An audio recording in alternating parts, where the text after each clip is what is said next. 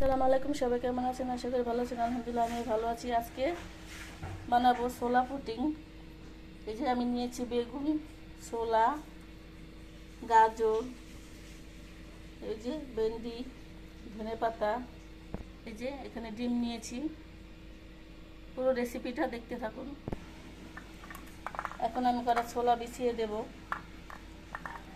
আস্তে আস্তে এক এক করে আমি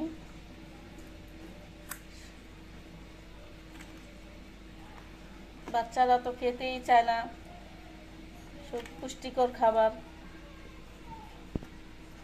বাচ্চারা পুষ্টিকর খাবার খেতেই চায় না।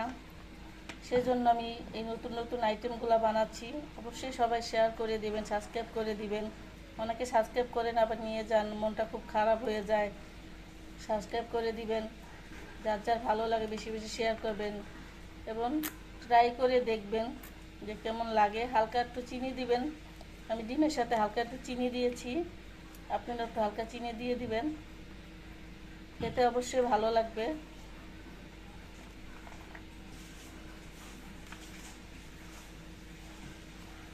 অনেকে এটার সাথে আরও অনেক কিছু দিতে পারেন। বড়রাও খাবেন, বেশি বেশি খেতে পারবেন, বড়রাও খাবেন, শুধু বাচ্চারা না বড়রাও খাবেন।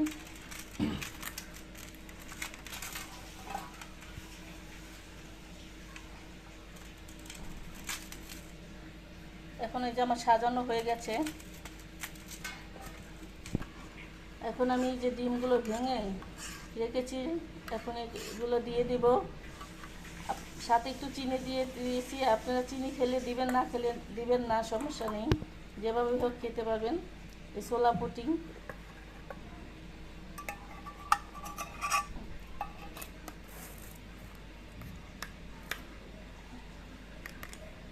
এখন আমি প্রেসার কুকারে দিয়ে দেব।